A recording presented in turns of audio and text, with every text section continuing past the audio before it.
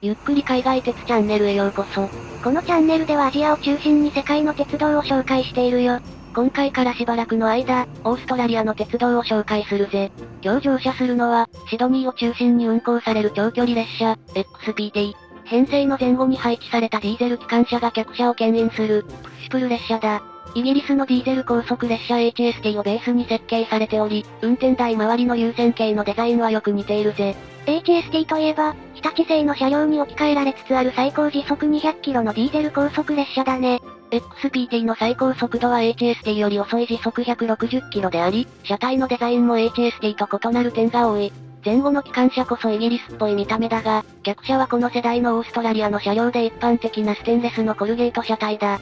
また、機関車についても HST より車高が高く、ライトや窓の形状が異なっているぜ。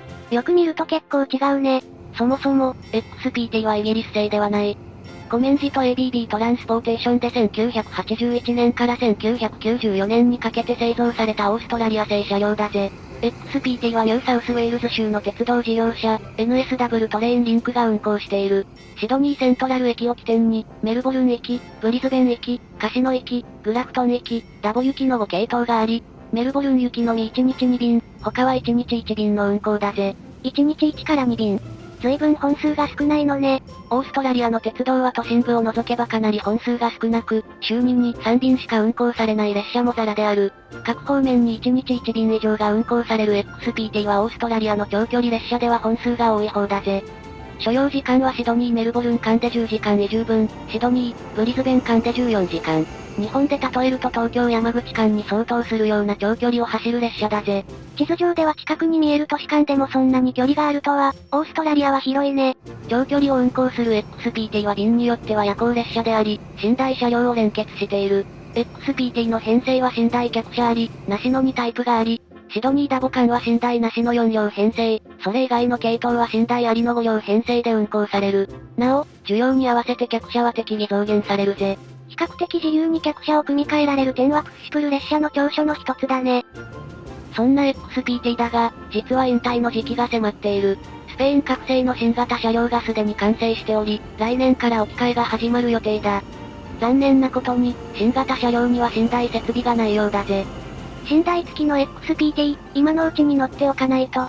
早速乗りに行ってみよう。我々が今いるのはコフスハーバー駅。コフスハーバーはオーストラリア東海岸に位置する、人口約7万の小さな町である。シドニー、ブリズベンのちょうど中間の地点に位置し、両都市を結ぶ鉄道が通っている。今回はコフスハーバー駅からシドニー行きの夜行 XPT に乗車するぜ。田舎の小さな駅だね。この駅を発着する列車は各方面に1日3便のみ。シドニーブリズベン間、シドニーカシノ間、シドニーグラフトン間各1往復の XPT だ。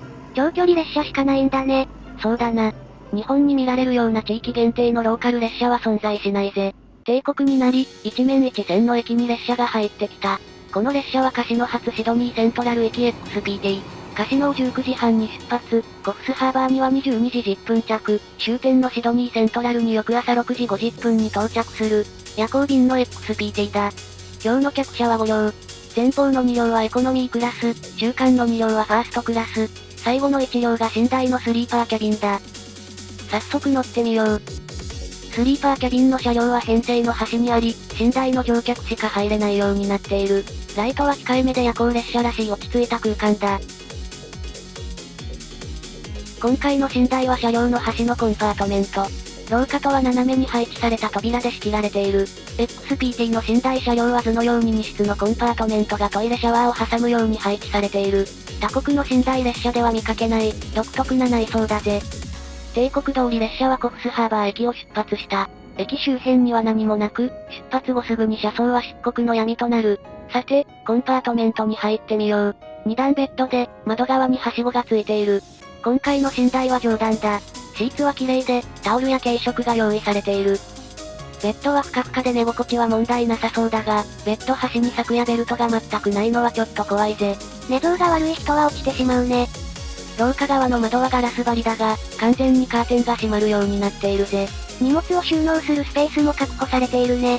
他にも、コンパートメント内にコンセントや読書灯があり、便利な設備は一通り揃っているぜ。アメニティと軽食はこんな感じ。保湿剤やシャンプーもあり、やけに充実している。シャワーキャップや耳栓もあるね。軽食はこんな感じ。朝食を想定しており、シリアルやミルク、コーヒーなどがある。他にも水やビスケットなどが入っているぜ。至れり尽くせりの内容だね。トイレシャワーを挟んで反対側のコンパートメントは空いていたが、なぜか座席モードでライトがついていた。XPT の寝台車両は3列の座席に組み替えることができ、日中は上段の寝台を畳んでファーストクラスの座席として運用されるぜ。便利な構造だね。次に、シャワーとトイレを見てみよう。この車両はトイレとシャワーの数が多く、コンパートメント2室に対し1つ、合計5箇所もある。中は狭く、便座や洗面所は使用のたびに引き出す設計だ。壁から便器や洗面台が出てくるとは面白い仕組みだね。同じ空間にはシャワーもついており、カーテンで扉側、壁側を保護すればシャワールームになる。ただし、脱衣スペースがない、床はトイレと共用など使いづらい要素が多いぜ。服や靴を濡れないように保つのが難しいし、トイレの床で裸足になるのは抵抗があるね。寝台以外の車両も見てみよう。座席車両はこんな感じだ。夜行列車だけど座席も混んでるね。ファーストクラスとエコノミークラスがあり、座席は同じと思われるがシートピッチが異なるぜ。軽食や飲み物を購入できるビュッフェもあるが、夜間は営業していない。営業時にはサンドイッチやミートパイ、ビールなどの酒が買えるようだぜ。食べるスペースはないんだね。公衆電話が置かれていたらしきスペースもあったぜ。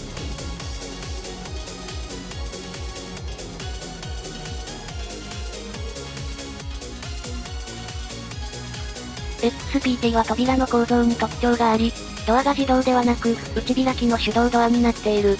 もちろん、走行中はロックがかかっているぜ。イギリスの本家 HST も外開きの手動ドアが有名だけど、何か関係があるのかな？夜も遅いのでそろそろ寝ることにしよう。朝になったぜ。マットレスは洋室で揺れは少なかったけど、連結部の音がうるさくて耳栓が必須だったね。列車はすでにシドニーの近郊エリアに入っている。2階建ての近郊列車が走っているね。シドニー近郊の列車はほとんどがオール2階建てだぜ。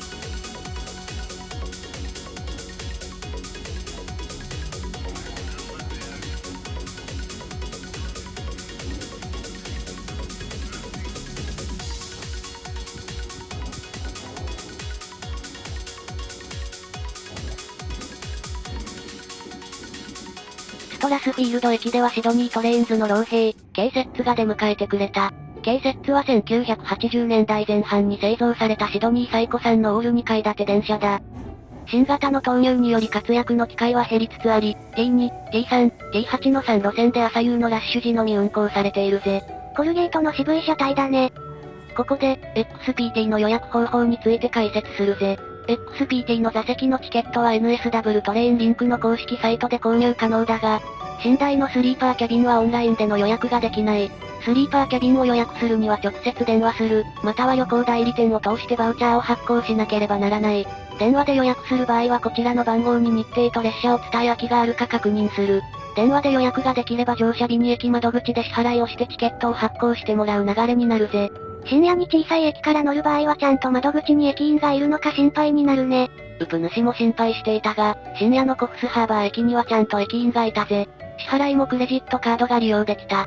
1日6本しか列車がない駅でもちゃんと窓口は機能しているんだね。